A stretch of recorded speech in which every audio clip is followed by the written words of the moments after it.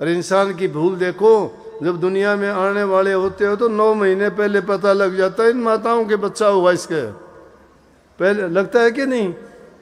अरे पहले लगता है नहीं, बच्चा 9 महीने में होता होगा।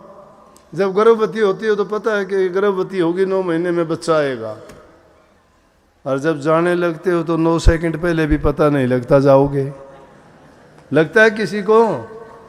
9 सेकंड पहले भी पता नहीं लगता। इसलिए जो चीज निश्चित नहीं है कब चले जाओगे, तो उस जीवन के रहते हुए क्यों नहीं उस प्रभु की भक्ति करते, अच्छे काम करते? इस छोटे से जीवन के लिए क्यों पाप कमाते हो, क्यों बुरा करते हो, क्यों अधर्म के रास्ते पे जाते हो? परमात्मा के नाम में तो बड़े अच्छे गुण हैं।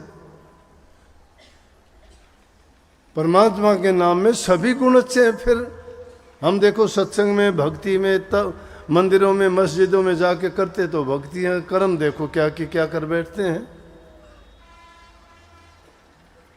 जो काम वहां होने चाहिए वो क्यों नहीं होते? वहां तो शुद्ध और पवित्र कर्म होने चाहिए। वहां जाने वालों के तो विचार बदल देने चाहिए।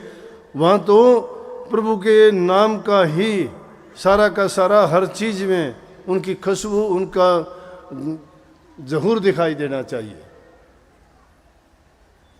इसीलिए परमात्मा को हम नहीं देख पाते, समझते नहीं हैं। पास में है हमारे, हर दम पास रहता है, हम भूले हुए हैं। दाएं बाएं ना देखो, जहां देखोगे वहीं है।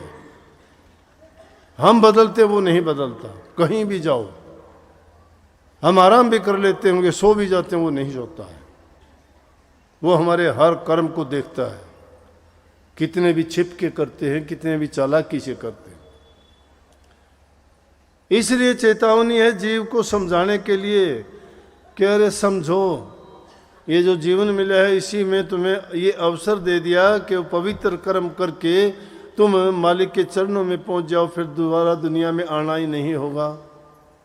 जब तक दुनिया में जियोगे, नेक कर्म करोगे, तुम्हारी नेकी के गीत गाए जाएंगे। जो संत पुराने जमाने में हो गुजरे हैं, जिन्होंने नेक काम किए, परहित के काम किए, दूसरे जीवों को कल्याण का मार्ग दिखाया, खोटे मंदे पाप कर्म छुटवाए, उनको आज भी हम पूजते हैं, उनकी प्रतिमाएं बना के पूजते हैं। लेकिन जिन्होंने दुष्ट कर्म और पाप कर्म करे, आज भी उनको जूते मारते हैं, अग्नि का दाह करते हैं, उनके साथ कितना बुरा सलूक आज भी करते हैं। लेकिन वो तो नहीं है, परंतु वो बुराई उनकी अब भी जिंदा है। नेकी भी इसी प्रकार से जिंदा रहती है। और नेकी का कोई रास्ता नहीं, यही एक मार्ग है कि जो सतगुरु ने हमें नाम दिया है, उस नाम को आप वैसे कह दो कि मैं सोमन करता हूं। सोमन क्या काम आएगा भाई? आप सारी चीज देखते हो, कड़ावनी ने बिना धोए दूध जमा दो तो पाठ चाहे वो जमता को नहीं। अच्छी तरह साफ करते होगे ना, फिर दूध डाल के जमाते होगे। अगर पहले दिन की यूं करके न अगर रख दोगे तो दूध फट जाएगा। तो उस नाम के लिए शुद्ध और पवित्र हृदय की जरूरत है। उसमें से ये बुराइयां निकाल दोगे ना, रे ही भलाई जाएगी। बल्कि संतों ने तो कही, रे मन भला ना कर सके, बुरे पंथ मत जा, अमृत फल चाखा नहीं तो विष फल काहे खा। अगर तुम अच्छा नहीं भी कर सकते तो बुरे कर्म करने से बच जाओ, और जो बुरे कर्म छोड़ देगा तो बच ही अच्छे कर्म जाएंगे, और रहेगा क्या। लेकिन ये दोनों चीजें साथ नहीं चलेंगी। भक्ति अगर करते हो तो बुराइयां छोड़नी पड़ेंगी, बुराइयां अगर जुड़ी हुई है तो भक्ति नहीं कर सकते। इसलिए करते करते एक दिन में नहीं होगा, ये भी सुनो।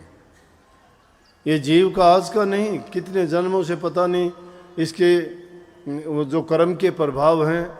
लेकिन नाम में वो शक्ति है। बार बार जब अभ्यास करोगे, बार बार अभ्यास करोगे, साधारण सी बात है, कपड़े पे दाग धब्बा लग जाता है, एक बार धोने से साफ नहीं होता, दोबारा करते हैं, दोबारा नहीं होता, रगड़ते हैं, मलते हैं उसको। इसी प्रकार से जब तक हमारे हृदय की शुद्धता और पवित्रता नहीं हो जाती तब तक नाम का सुमरण करना चाहिए। नाम के सुमरण के बिना कभी भी ये बुराइयां नहीं छूट सकती। अब नाम तो जबान से ही नहीं लेते, सुमरण के तो तरीके अनेक हैं। पहला जाप का ही है, जबान जिसमें होठ कंठ सारे हल, लेकिन संतों ने उसको तो निषेध किया है कि होठ कंठ हल नहीं, जिब्या नहीं, उचार गुप्त भेद को जो लखे वो ही संत हमार। होठ कंठ जिसमें नहीं हिलते वो सुमन तो बाद की स्थिति है, लेकिन शुरू में तो जरूरत पड़ेगी हमें नाम के सुमन करने की। और वो सुमन करते करते उसके लिए अभ्यास करना पड़ेगा। चलते फिरते उठते बैठते खाते पीते भी अगर किसी से बात ही नहीं करते हो, काम करते हो, तो मन के अंदर उसका सुमन करते रहो। वो करते करते जब इतना पक जाएगा उस अवस्था में अपने आप जाएगा, वो अपने आप पहुंच जाएगा। लेकिन पहली ज़रूरत उसके लिए है कि शुरू में जिस प्रकार से किसी जंगल को में रास्ता बनाने के लिए जंगल को साफ करना पड़ता है ना, इसी प्रकार से सुमन का रास्ता सबसे पहला है। हालांकि ध्यान भजन साथ बताए तीनों के तीनों, लेकिन वो जब तक ये हृदय हमारा सुधर पवित्र नहीं हो जाता, तीनों चीज साथ चलनी बड़ी मुश्किल है। नाम का सुमरण ही पक्का नहीं है हमारा। शायद राजली का एक सत्संग था, अपने दो सत्संगी थे, बहुत पुराने जमाने की बात है। तो एक का नाम तो जगदीश था और एक का नाम महावीर था। तो जगदीश भी चौड़ा छोड़ गया, हिसार में रहा करता FCI वालों में। तो उसने क्या किया कि तार तूर यूं ही जोड़ दिया करते बिजली वाले, लाउड स्पीकर लगाने के लिए, लाइट लगाने के लिए। तो उसने क्या किया, बैठने लगे, रात के सत्संग होते थे, उसका नंगी तार थी, हाथ लागे, हाथ लागते वो उछल के पड़ा। तो जगदीश के मुंह से नाम नहीं निकला, बोला ओ ओ, इस तरह की आवाज़ आई। ये महावीर बोला बोला निकम्मा आदमी, बोला तू किसा सत्संगी, बोला बिजली का करंट लग गया तो तेरा नाम निकलना चाहिए था मुंह। तो बोला ओ करे। बात मजाक की नहीं है, बात सोचने की है। इसीलिए कहीं ना किया ना अभ्यास याद कैसे आओगा, अंत समय में राम नाम कैसे गाओगा। जिस चीज का अभ्यास ही नहीं किया वो आपको याद कैसे आ जाएगा। जिसको याद करोगे ना वो तुम्हारे मुश्किल घड़ी में याद आएगा। सपने में भी अगर तुम्हें कोई किसी प्रकार का कष्ट या दुख तकलीफ होती होगी, उस टाइम में भी सपने में भी तुम्हें नाम ही याद आएगा, क्योंकि नाम का तुमने सुमरण कर करके हृदय में बसा रखा है।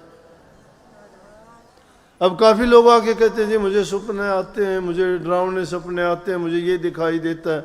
भाई सुनना घर होगा, उसमें तो चकसुंदर कबूतर ब्याहोंगे, गलत बात से। जब हृदय इसमें नाम बसा लिया, फिर इसमें किस तरह दूसरा अस्क है। जब भी ऐसी कोई बात आती है, नाम का तुम्हारा सुमरण पक्का है तो एक बार नाम का सुमरण करके देखा करो। अगर खड़ी भी रह जाए तो कोई चीज ये फंड में पड़ जाओ, सोने मैंने भूत दिखे, मैंने प्रेत दिखे, मैंने ऊपरली दिखे, मैंने तरली दिखे, मैंने चौगानन दिखे। ये ऊपरली तरली चौगानन फोगानन कोई को नहीं ठहर पावे। नाम के आगे कुछ नहीं है।